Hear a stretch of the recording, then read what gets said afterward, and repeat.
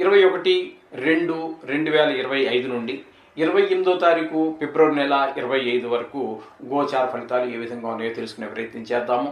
వృషభ రాశి వారికి ద్వితీయంలో జన్మంలోనే గురువు యొక్క సంచారం జరుగుతోంది. జన్మంలో గురువు యొక్క సంచారం అనుకూలమైనటువంటి ఫలితాలు ఇవ్వదు. అట్లాగే ద్వితీయంలో కూడా కుజుని యొక్క సంచారం జరుగుతున్నది. ద్వితీయంలో కుజుని యొక్క సంచారం కూడా శుభ ఫలితములను ఇవ్వజాలదు. వక్రించిన కారణంగా ఒక 3 రోజులు మళ్ళీ జన్మంలోని సంచారం జరుగుతున్నది. అంచేత కుజుడు కానీ గురుడు కానీ అనుకూలమైన ఫలితములు ఇవ్వటం లేదు. అట్లాగే 5వ స్థానంలో అంటే కన్యా రాశిలో కేతు యొక్క సంచారం జరుగుతున్నది. గోచార రీత్యా కేతు 5వ స్థానంలో సంచారం చేసేటప్పుడు మనకి శుభ ఫలితములను ఇవ్వజాలదు. పిల్లల మీద మన పుత్రులు పిల్లల మీద వారి విద్య మీద ఇట్లాంటి వాటి మీద దుష్ప్రభావాలు చూపిస్తూ ఉంటుంది. పిల్లలకి దెబ్బలు తగలటమో, లేకపోతే చదువు మీద శ్రద్ధ పెట్టకపోవటమో, ఆటల మీద శ్రద్ధ పెరగటమో, లేకపోతే పక్క పిల్లలతో గొడవలు తేవటమో, ఇట్లాంటి కొంచెం ఆరోగ్య విషయాల్లో కొంచెం ఇబ్బందులు కలగటం, ఇట్లాంటివన్నీ పిల్లల ఆరోగ్య విషయంలో ఇబ్బందులు కలగటము, ఇట్లాంటివన్నీ ప్రయత్నాలు, ఇలాంటి ఫలితాలన్నీ కూడా మనకి అక్కడ ఖచ్చితంగా కనిపిస్తూ ఉంటాయి. అట్లాగే చెడు స్నేహాలు పట్టేటువంటి అవకాశం కూడా ఉంటుంది. అంచేత పిల్లల మీద ఒక కన్ను వేసి ఉంచుకోండి. ఇది ఈ విధంగా చూసుకోండి. ఇకపోయినట్టయితే వృషభ రాశి వారికి 10వ స్థానంలో బుధ, రవి, శని 3 గ్రహాల యొక్క సంచారం కుంభరాశిలో. వృషభ రాశి నుంచి 10వ స్థానం అంటే మీకు కుంభరాశిలో బుధ, రవి, శని గ్రహాల యొక్క సంచారం జరుగుతున్నది. ఇక్కడ బుధుడు, రవి 2 గ్రహాలు మాత్రం మీకు యోగిస్తూ ఉన్నాయి. దశమంలో గురువు ఉన్న కారణంగా ఉద్యోగ ప్రయత్నం చేసేటటువంటి వారికి ఉద్యోగాలు వచ్చేటువంటి అవకాశం ఉంటుంది. అది ప్రభుత్వ ఉద్యోగం కావచ్చు, ప్రైవేట్ ఉద్యోగం కావచ్చు. అలాగే ఉద్యోగం చేస్తూ ఉన్నటువంటి వాళ్ళకి ప్రమోషన్ రావటం కానీ కొంచెం అటువంటివి ఉంటాయి. వ్యాపారం చేసుకుని జీవిస్తూ ఉన్నటువంటి వారు ఎవరైనా ఉన్నట్టయితే వారికి లాభం బాగా ఎక్కువ వచ్చేటువంటి అవకాశం కూడా ఈ రవి యొక్క సంచారం వల్ల జరుగుతూ ఉన్నది. అలాగే బుధుని యొక్క సంచారం కూడా దశమంలో ఉండటం కారణంగా అది కూడా మీకు అనుకూలమైన పరిస్థితి ఉంటుంది.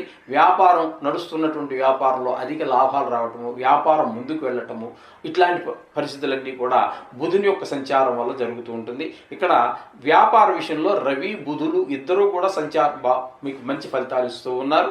అలాగే ఇక్కడ ఈ రవి వలన ఆరోగ్యం విషయంలో కూడా చాలా శుభప్రదమైనటువంటి ఫలితాలన్నీ ఉంటాయి. ఇకపోతే దశమంలో శని ఉన్నాడు చూడండి. తద్భిన్నమైనటువంటి ఈ రవి బుధుడు చేస్తున్నటువంటి ఫలితాలకి భిన్నమైనటువంటి ఫలితాలన్నీ కూడా మీకు 10వ స్థానంలో శని భగవానుడు కల్పిస్తూ ఉన్నాడు. ఇక్కడ 10వ స్థానంలో శని భగవానుడు కొంచెం ముందుకు వెళ్లకుండా వ్యాపారాన్ని వెనకలాగటము, కొంచెం లేకపోతే పక్క మన ఏదో చిన్ని అవాంతరాలు కలగటము వ్యాపారంలో, అట్లాగే మీకు వ్యాపారపరమైన లొసుగులు ఉంటాయి. అవి మాకు తెలియవు అనుకోండి, మీకు తెలుస్తూ ఉంటాయి. అటువంటి వాటిని కూడా కొంచెం మీరు ఎదుర్కోవాల్సి రావచ్చు 10వ స్థానంలో శని యొక్క సంచారం వల్ల. ఇకపోతే ఏకాదశ స్థానంలో కనుక మీరు తీసుకున్నట్టయితే శుక్ర, రాహువులు 2 గ్రహాలు సంచారం చేస్తున్నాయి. 2 గ్రహాలు కూడా చాలా చక్కటి ఫలితాలు ఇస్తూ ఉంటాయి. లాభం, మీరు ఏది ముట్టుకున్నా కూడా దిగ్విజయంగా ముందుకు వెళ్ళగలుగుతారు. అలాగే ఈ షేర్ మార్కెట్లో పెట్టుబడి పెట్టేటటువంటి వారు, సినిమా రంగంలో ఉన్నటువంటి వారు, టీవీ రంగంలో ఉన్నటువంటి వారు, ఈ మీడియా విషయంలో జీవనం సాగిస్తున్నటువంటి వారు, అలాగే లలిత కళల్లో పాటలు కానీ, గేయాలు కానీ, ఇట్లా పల్లెటూరులో కూడా చాలా రకరకాల కళలన్నీ ఉంటాయి. చిత్రలేఖనం, శిల్పం, ఇట్లాంటివి ఎందులో ప్రవేశం ఉన్న వారందరికీ కూడా ఒక స్టెప్ ముందుకు వేయడానికి అవకాశం ఉంటుంది. అలాగే రాహు కూడా 11వ స్థానంలో అద్భుతమైనటువంటి ఫలితాలన్నీ ఇస్తూ ఉంటాడు. ఏది ముట్టుకున్నా కూడా జయాన్ని కలిగజేస్తూ ఉంటాడు. చేత ఈ విధమైన ఫలితాలు మీకు ఇక్కడ 4 గ్రహాల యొక్క అనుకూలత తప్పకుండా ఖచ్చితంగా కనిపిస్తూ ఉన్నది. ఈ 4 గ్రహాల యొక్క అనుకూలత మూలంగా మీరు నిరభ్యంతరంగా పెట్టుబడి పెడుతూ ఉండొచ్చు.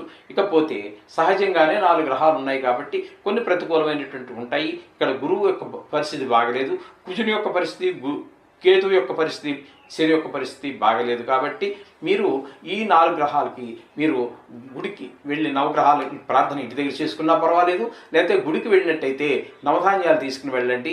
అన్ని రాసులకు వేయండి. ప్రత్యేకించి ఏంటంటే ముఖ్యంగా గురు, కుజ, కేతు, శని ఈ 4 గ్రహాలకి పాదాల దగ్గర వేసి నమస్కారం చేసుకోండి. ఇవేంటంటే ఎక్కువగా ఇందులో 3 గ్రహాలు కొంచెం లాంగ్ పీరియడ్ ఉండేటట్టు, ఎక్కువ కాలం ఉండేటట్టు సంచరించేటటువంటివి. ప్రతి నెల ప్రతి వారం మనం చెప్పుకుంటున్నటువంటి గురువు, కేతువు, శని ఇవి కొంచెం ఎక్కువ కాలం ఉండేటటువంటివి. వాటికి ఖచ్చితంగా మాత్రం మీరు ఈ నవధాన్యాలు వాటి పాదాల దగ్గర వేసి నమస్కారం చేసుకోండి.